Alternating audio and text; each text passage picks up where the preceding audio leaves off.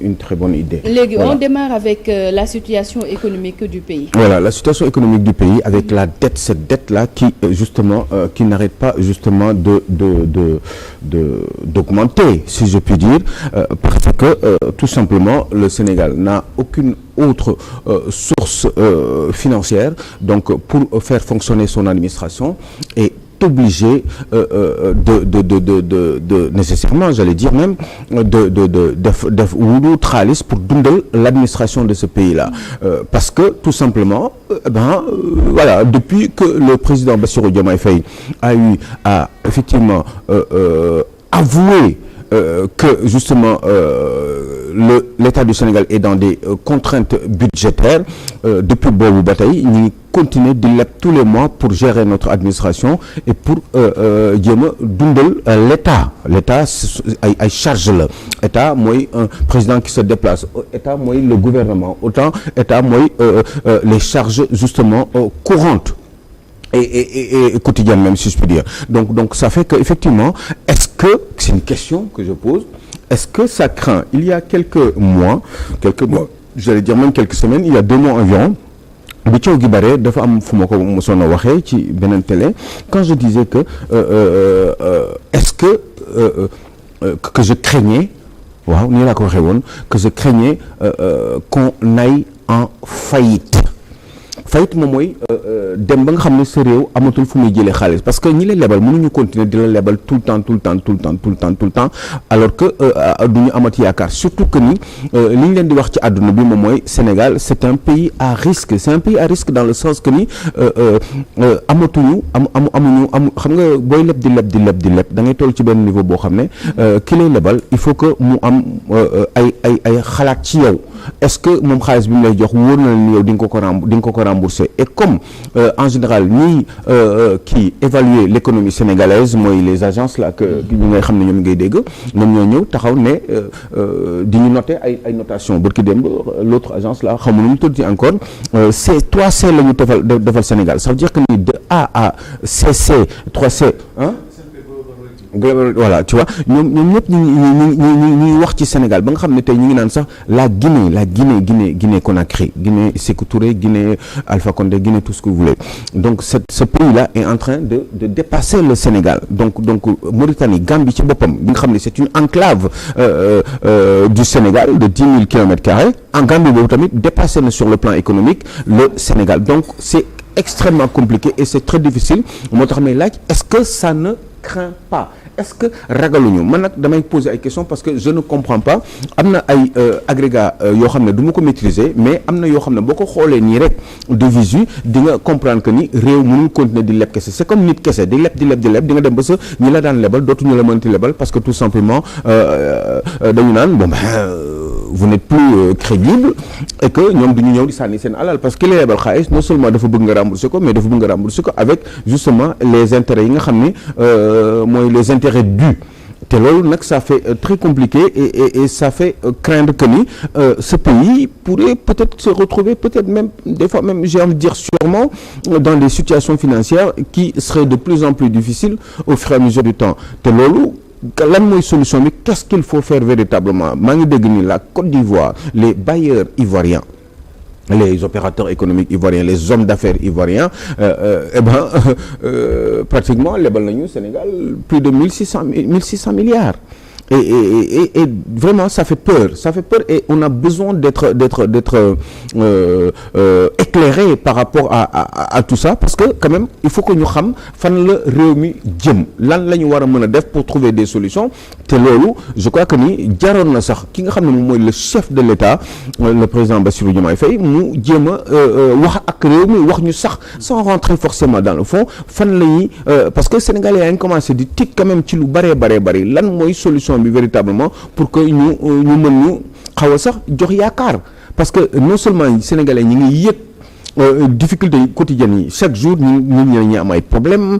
pour dund et cetera fi ñu doon demee di wuti xaalis wala di fa jéem a génn pour dem liggéey am fa dara même si c'est par jour de manière journalière amatuñ ko et c'est très compliqué courant bi cher na ndox mi cher na dundin bi cher na denrées yi yëpp dafa yokku qu'est-ce qu'il faut faire donc moi je pense que ni ce qu'il faut faire du man maa koy wax à part avoir quelques petites idées mais ki ko war a mën a wax expliquer ko Sénégalais mooy à la limite même mu def une intervention j'allais dire allocution solennelle wax ak Sénégalais de manière il faut pas me répéter solennelle ba expliquer ñu véritablement ce qu'il en serait quant à l'avenir du pays parce que nag oui parce que xam nga lu tax parce que moom mooy président de la République moom mooy déterminer la politique de la nation politique économique politique judiciaire politique sociale tout président bi politique de l'emploi entre autres yooyu moom moo ko war a waxee léegi nag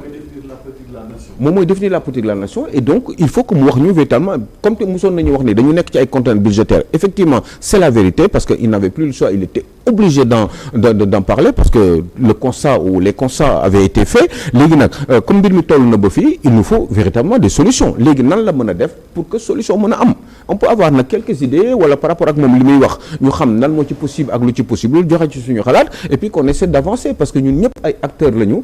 ku nekk ci sa domaine d'intervention et li ñu intéressé moom mooy faire en sorte que ce pays puisse avancer waaye nag aussi li ñu intéressé en premier mooy am yaakaar ni chaque jour bu ñu juddoo bu ñu yeewoo dinañ mën a añ dinañ mën a ndekki dinañ mën a añ dinañ mën a reer dinañ mën a dem doxi suñuy soxla dinañ mën a poser des actes économiques qui puissent nous permettre de gagner quelques sous pour mën a continuer à vivre dignement en attendant que le pays peut-être aille dans le sens de l'émergence et peut-être à l'avenir dans un avenir un peu plus lointain de se développer parce que loolu tamit amul dëkk bu am ay problèmes c'est grave on n'a rien amuñu dara bu ñu nee ba administration di obligé chaque mois di leb maa ngi dégg xaw ma 95 milliards la ñu lebaat ce mois-ci le mois prochain ça va certainement être pareil qu'est-ce qu'il faut faire parce que ñun mënuñu xam nañ ñu wax véritablement yan angle la ñu stratégique la ñuy bëgg a teg pour que ñu am yaakaar tuuti sax xam parce que on a peur au lieu de ñuy toog di waxtaan di werante ci ay détails yoo xam ne chaque jour ñu ngi dégg li fi jot a xew nan la ñu war a mën a def pour que loolu mu mën a nekk ndax au moins ñu retrouver quelques brin d'espoir boo xam ne xëy na peut-être dinañu mën a tax ñu am yaakaar parce que nag quand même de plus en plus chaque jour ñu dem ñëpp ñu ngi koy reconnaître ce pays va mal les gens souffrent ils souffrent parce que tout simplement ils ont pas cette petite monnaie là boo xam ne moo leen di permettre ñu mën a jënd dund et puis que ça fasse tourner l'économie loolu amatu fi rappelez-vous bien au départ quand on venait d'arriver quand le régime de Pastef venait d'arriver qu'est-ce qui s'était passé lan la ñu waxoon officiellement économie sénégalaise dañu waxoon mi ngi nekk ci yoon bu baax on avait dit aussi que le président Macky Sall avait laissé pratiquement 278 milliards de francs CFA donc loolu le Cour des comptes waxoon bi gars yi waxee ni un peu autour de bi gars yi joxe un chiffre 100 milliards de francs CFA moins Cour des comptes nee na 278 milliards parce que ñoom 178 autour de 178 la ñu doon wax mais ñoom Cour des comptes bu mu defee affaire yi dafa ñëw taxaw mu ne ñu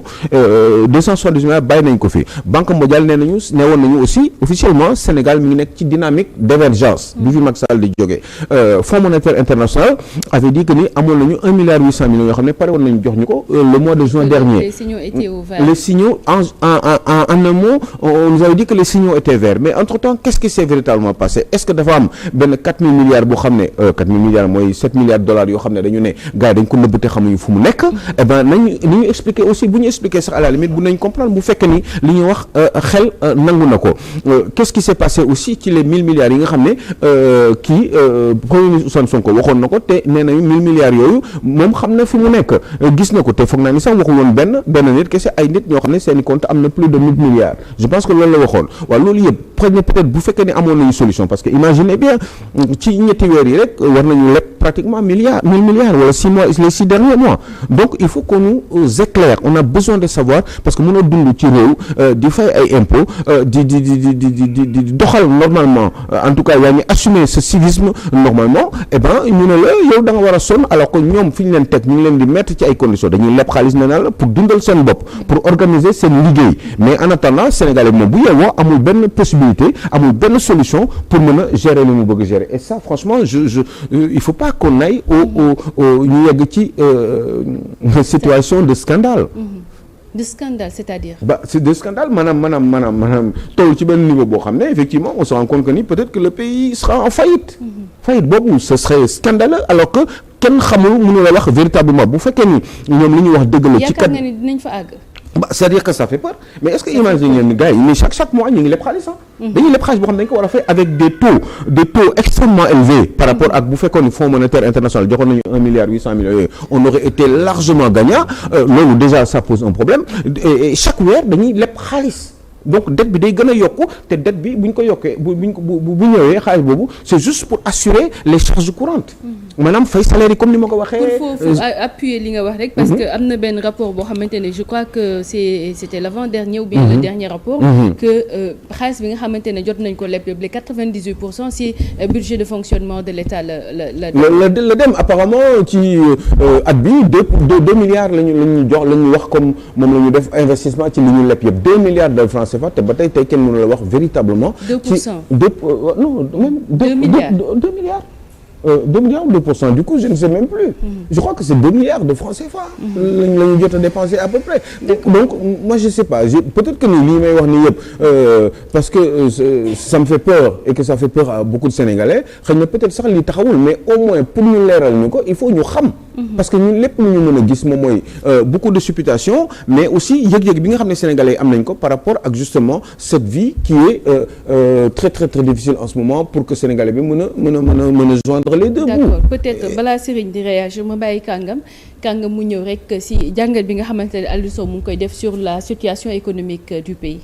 waaw wax dëgg yàlla ku tiitul ci doxalinu réew mi actuellement nii doo citoyen parce que ku ne dox na moom ñaanuñu yàlla mu bañ a dox mais doxut donc man njàqare bi ma am mooy exemple ñàkk fonds boobu noonu ak suñu pétrole beeg yooyu noonu est-ce que Sénégal am na foo xam ne mun na espérer ci dëkkam xaalis buy génn pour mun a fàtt trou boobu noonu ndëgëm trou am na Alioune c'est-à-dire que loolu man boo si tontoon ni dama si xaw a wax rek de manière aléatoire mais loolu ki ci gënoon a mën a wax mooy si situation mooy li ma doon wax rek seen njëlbeen situation dëkk bi fi ñu toll nii ki mën a gën a lijjanti problème bi du kenn ku dul le président Bassirou Diomaye Faye moom mënuy wax véritablement même bu fekkee ne dëgg la sax buñ koy muñ ko mais ñu xam au moins fan la ñuy jëmale mais on ne sait rien kenn xamul mënuñu jëlee xaalis fenn fu dul ci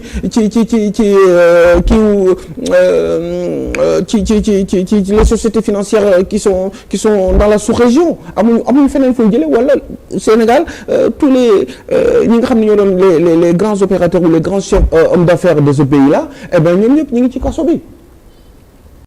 alors que ñeneen ñooñu sax dañuy waroon ñëw éventuellement xëy na peut-être sax dañuy ragal. bu fekkee ne ñi nga xam ne dañu leen tëj ci kaso bi véritablement ce sont des gens qui ont eu tort parce que yoon moo ko wax bu boobaa nañ ci gaaw comme ça ñu xam parce que bu fekkee ne leen nar a tëj ci situation bi pendant 1 an ba encore déwén te fekk ni xamuñu véritablement lan la pour bàyyi leen comme ils ont eu affaire ak ñoom Mansour Faye ak yi demee noonu ça peut poser un problème parce que ñooñu au moins ce sont ñoom opérateurs économiques yooyu ak hommes d'affaires yooyu eh ben ils ont des collègues yoo xam ne xëy na peut-être ñu ngi dimbali Sénégal aujourd'hui et ils sont dans d'autres pays. dama la si yokkaale benn question balaa Serigne di ñëw. mooy que ni dañuy wax naan que ni ab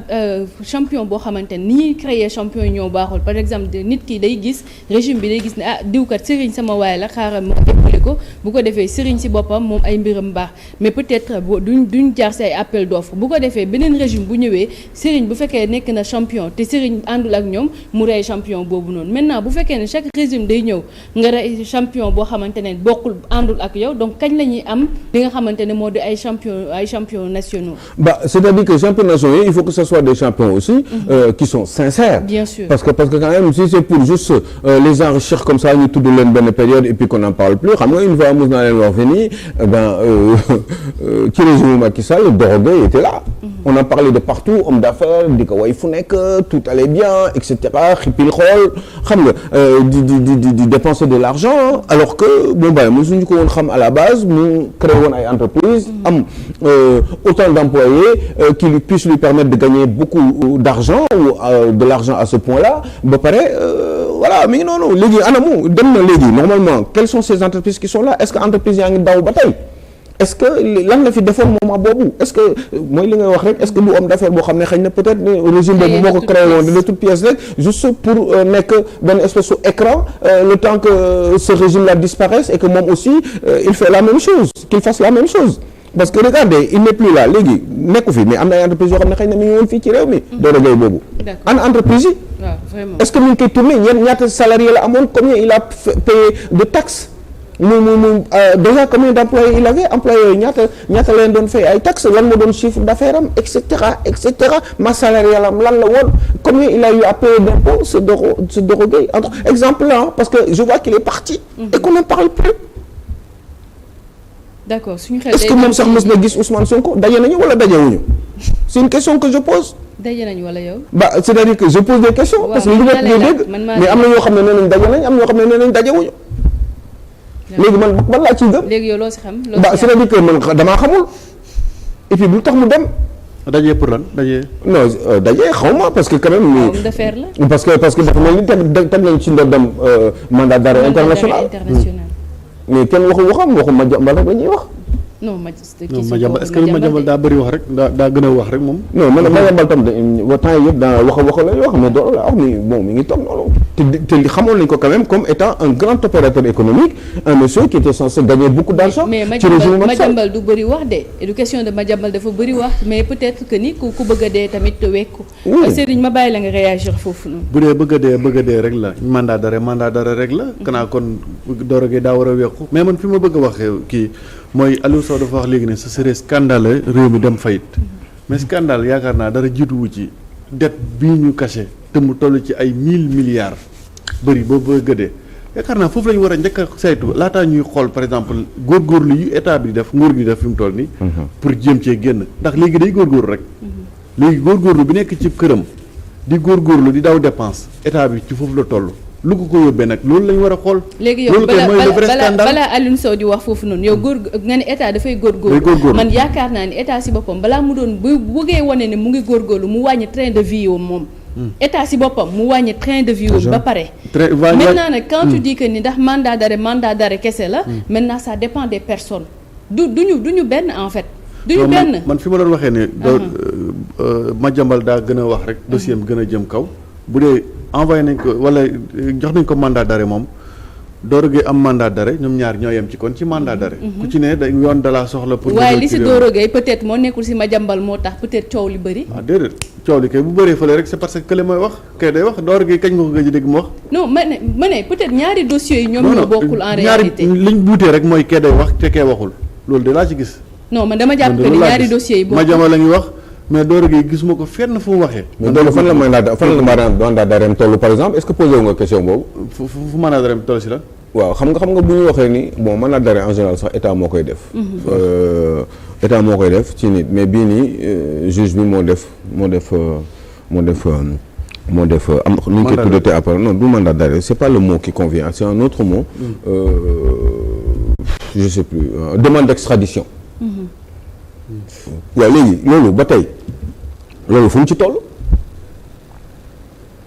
est-ce que dégg ngeen ci ñuy wax ci. même chose la kay am n'est-ce pas. waaw mais Madiambal moom basam moom gis nga déclenché wu na. juge bi dina si tontu le xaw ma lan le 26 xaw ma.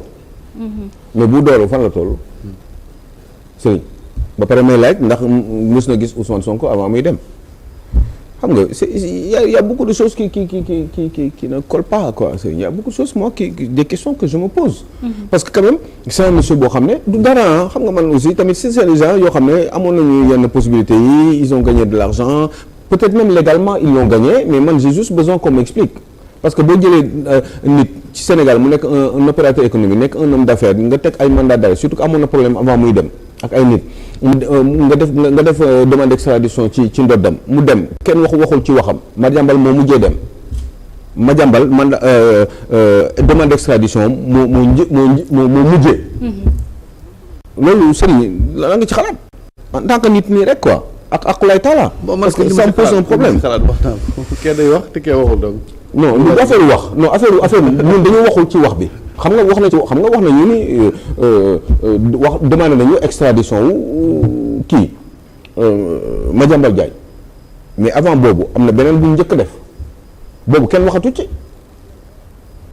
mais yaakaaruma sax ni opposant ci jamono ji ci mim réew mën nañ ko aaye mu wax d'ailleurs. non du affaire wax parce que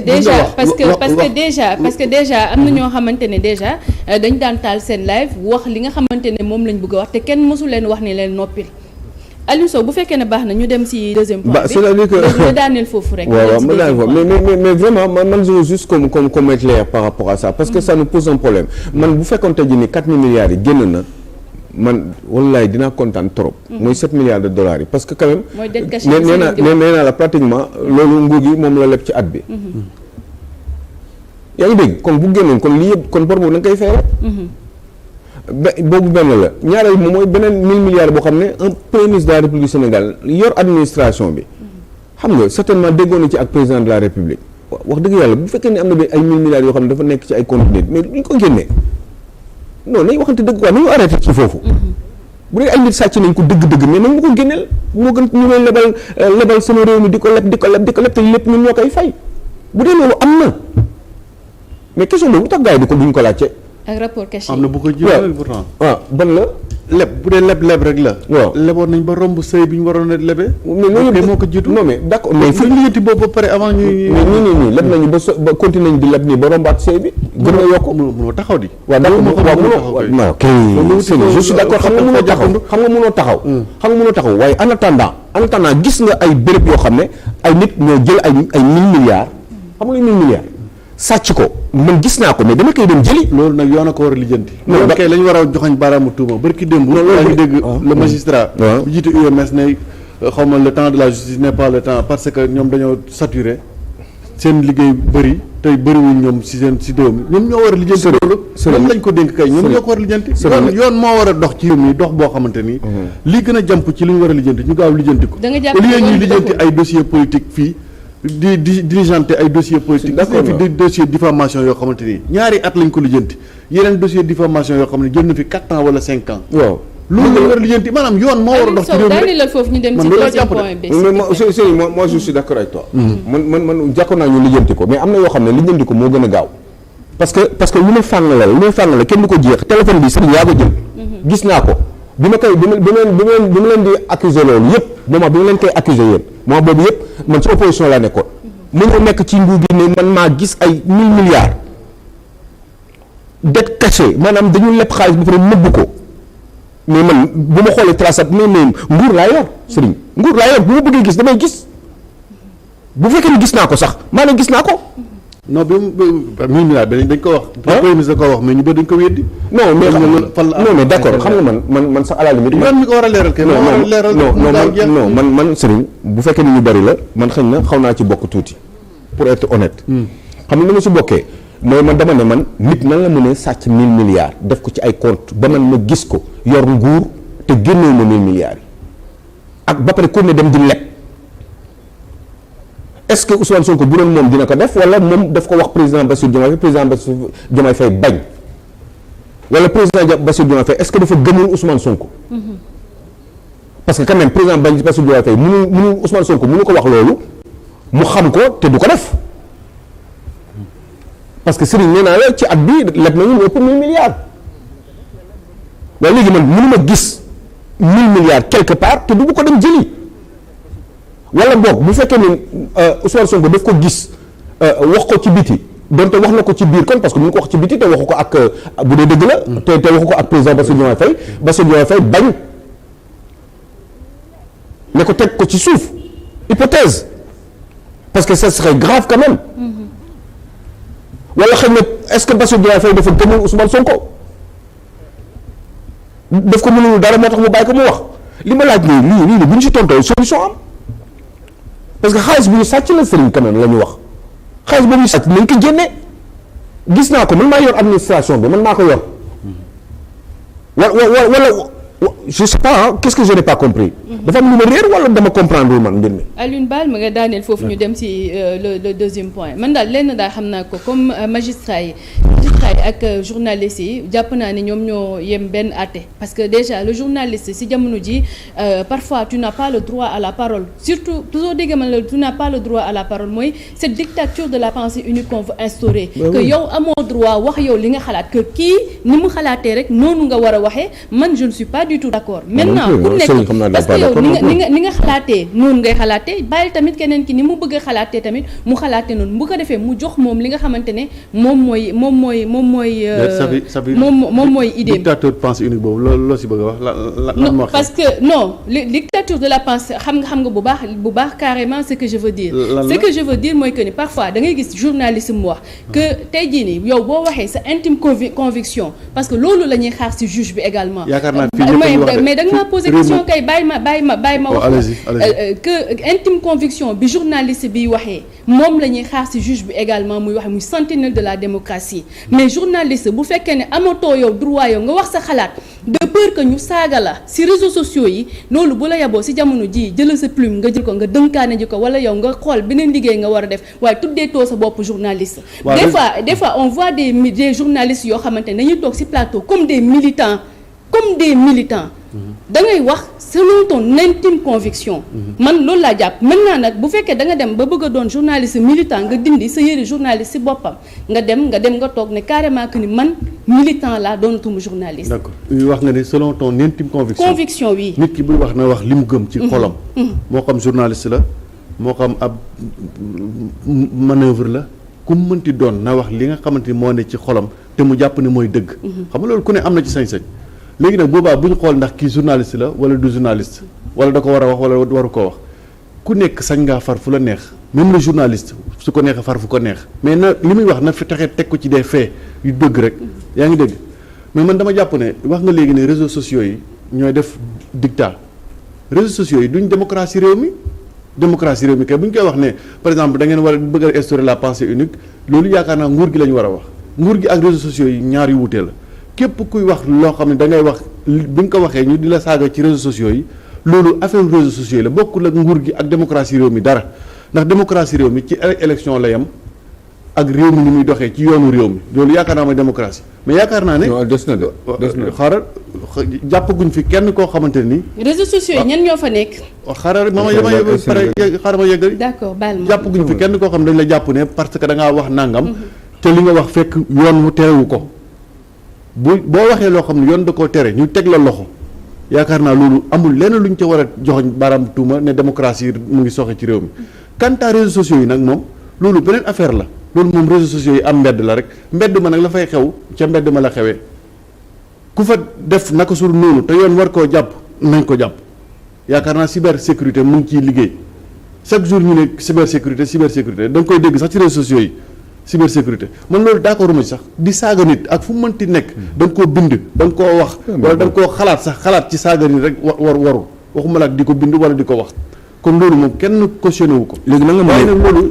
c'est autre chose bu bokkul ak démocratie réew mi non démocratie loolu daf ko englobé démocratie ay sénégalais la ñu démocratie ay liberté d'expression la liberté d'expression mën nga ko bind ci journal bi mën nga ko wax fii ci Walfadjri mën nga ko jëfandikoo mën nga ko utiliser mën nga ko wax aussi ci réseaux sociaux yi parce que sénégalais nga am nga droit joxe sa xalaat. waaw léegi donc loolu yëpp ci démocratie la lu démocratie ëmb la. Aliou Sow baal ma nga daaneel foofu ñu dem ki saaga ci réseaux sociaux yi kan moo ko war a rek si ki saaga ci réseaux sociaux yi kan moo ko justice waaw justice boobu lañ la wax ne la doxul man de sama conviction loolu la. waaw d'accord léegi justice ci réew mii nii. d'accord doxul bu doxoon na mu war a doxee. am na yu bëri du xew ci réew mi. d'accord léegi man ma jox la benn exemple que c'est Sophie mën nga ma baal. waaw nga daaneel foofu. ma jox la benn exemple ci justice par exemple. Sophie am na lu mu wax bi xaw a déborder ñu yaakaar ni Sophie àndul ak ñoom ñu jàpp ko. man Aliou Sow ma wax.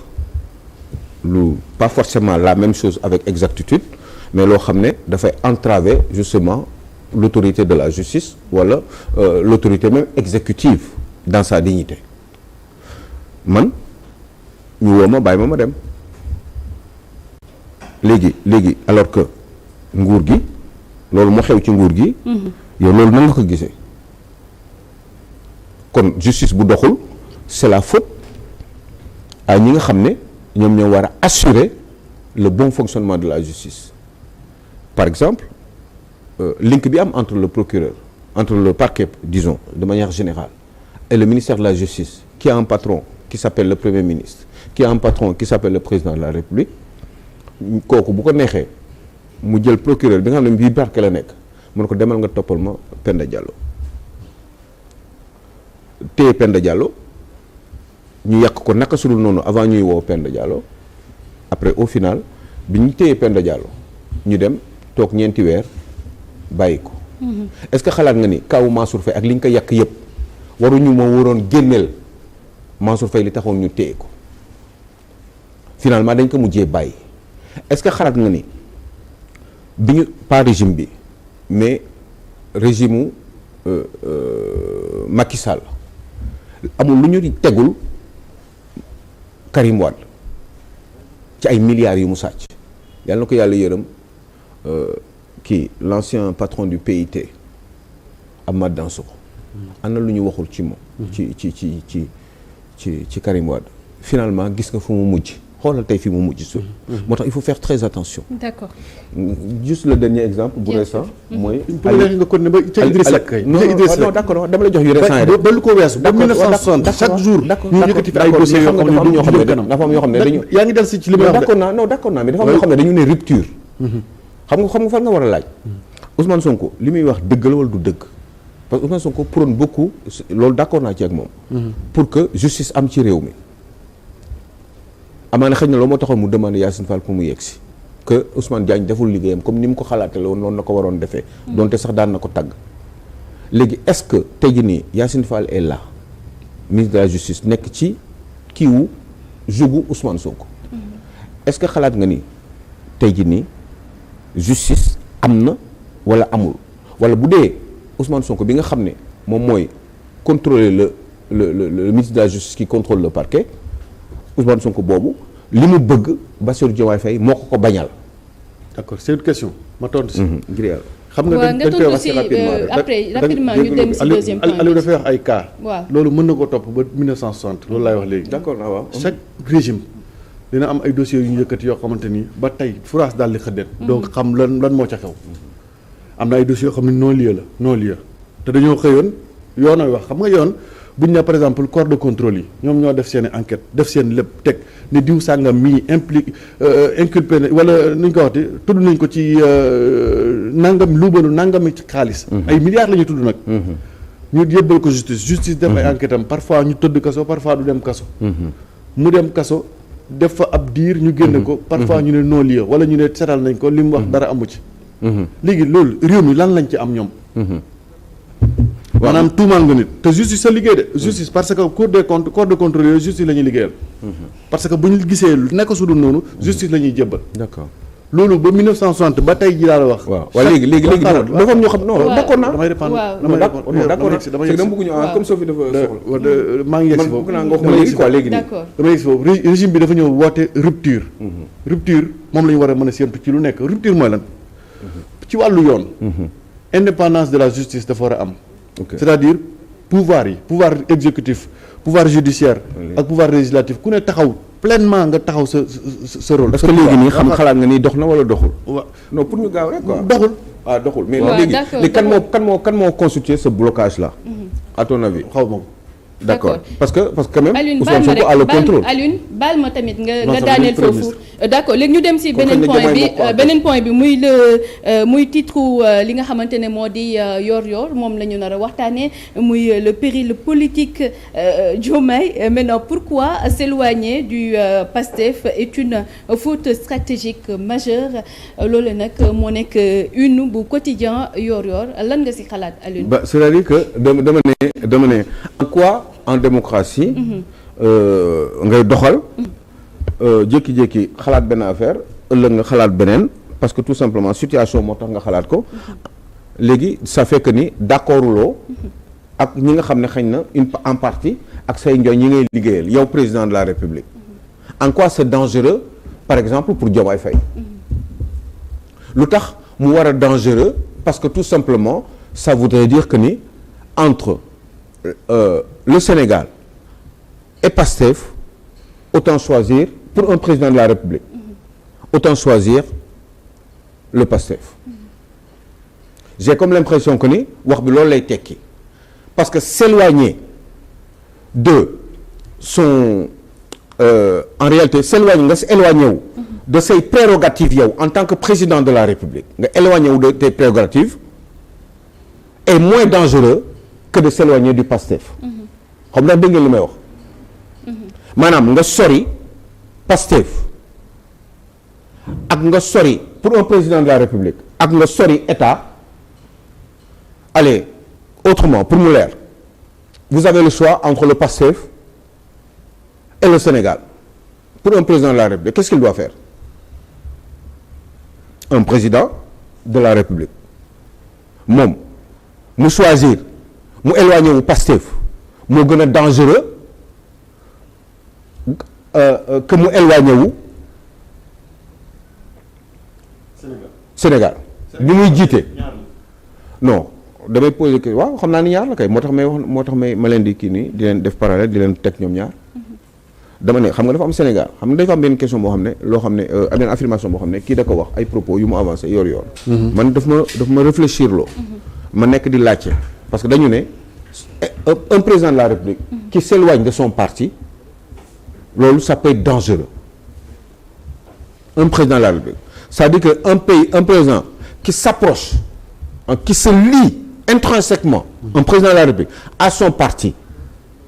un président de la République alors quel qu'il soit mu doon Bassirou mu doon keneen est-ce que xalaat na ni président boobu mu gën a jege Pastef bàyyi Sénégal moo gën wala est-ce que da ngeen xalaat ni Pastef c'est le Sénégal da nga jàpp ne bu jegee Pastef day sori Sénégal non parce que xam nga des fois xam nga luy kii Pastef par exemple des fois un président de la République mun na am ay militants am à la base yu koy critiquer ci ay mbir yoo xam ne dañu bëggoon mu def ko ça veut dire que ni bu ko deful daf leen di sori ça veut dire que ni par exemple président de la République Bassirou Diomaye Faye il parle beaucoup de réconciliation moom moo xam nan la koy doxalee pour réconciliation am moom parce que moom la ñu fal xëy na Pastef mais réconciliation amul lu ko jiitu non d'accord na mais moom xam dama la ne moom moo xam nan lay doxalee réconciliation boobu ak lu ko mënti jiitu yow bu ma xalaatee lu ko mën a jiitu man gëm naa ni li koy jiitu mooy il faut justice am mais am na assemblée nationale benn groupe boo xam ne ils font 130 députés. groupe parlementaire Pastef waaw bu fekkee ni bëgg nañu rek justice tout de suite et immédiatement loolu man d'accord naa ci justice parce que bu dee loolu kese la ñu jubóowul ak président de la République qui veut une réconciliation waaye ba tey waxul moom nan lay réconciliation moom nan la koy defee moom wax gu ko de waaye nee na moom bëgg na réconciliation ñeneen nee nañu vengeance peut-être sax du vengeance mais justice waaye léegi justice boobu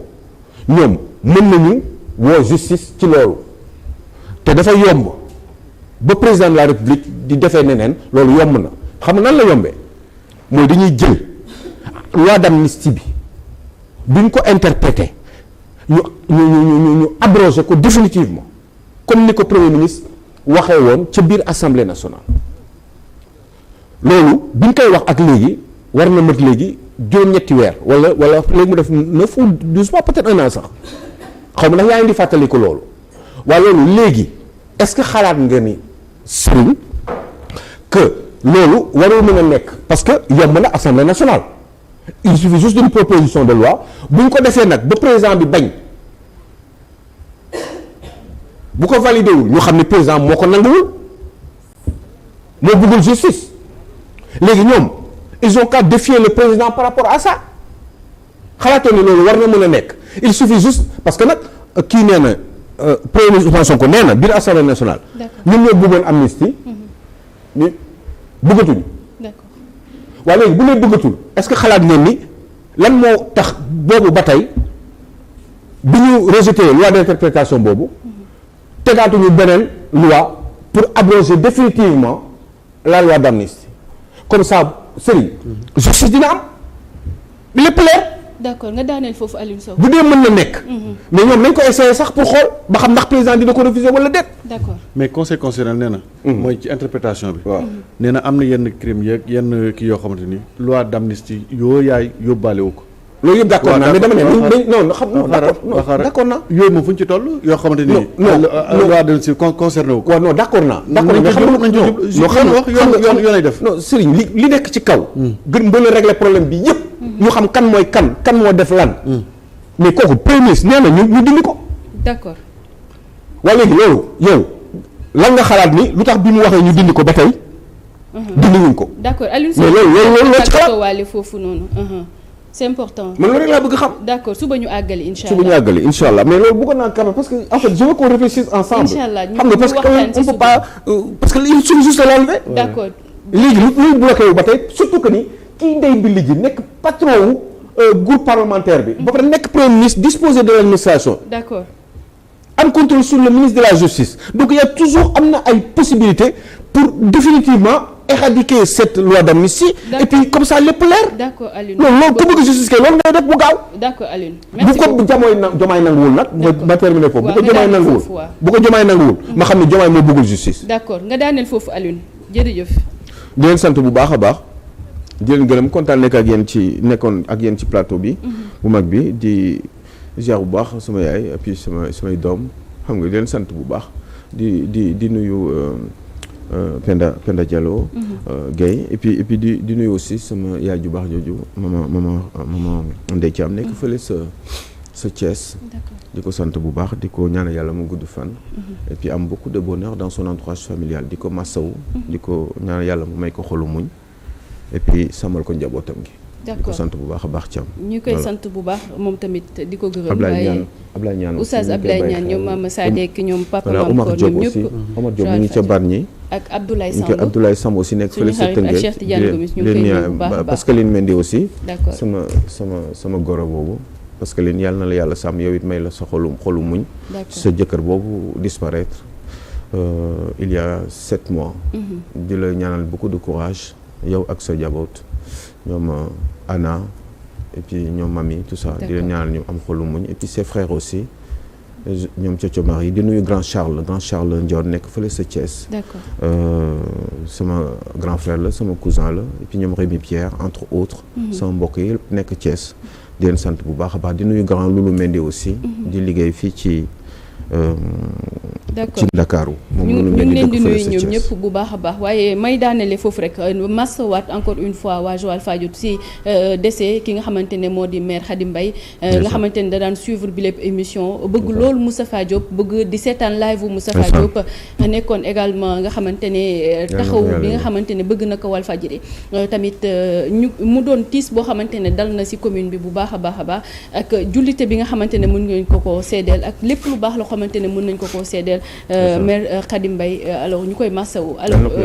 am inchallah ñuy massawu bu baax képp koo xamante ne tamit yaa ngi nekk si jafe-jafe waaye di sant di jaajëfal ñi nga xamante ne nag ñoo jàppoon si technique bi ba mu yemb ku si mel ni Ajaratu Penda Diallo Gueye Bintou Fall tonton Pierre mi fare woon si son bi waaye Keba Thiam ak Papa Gora Gueye ñi nga xam ne ñoo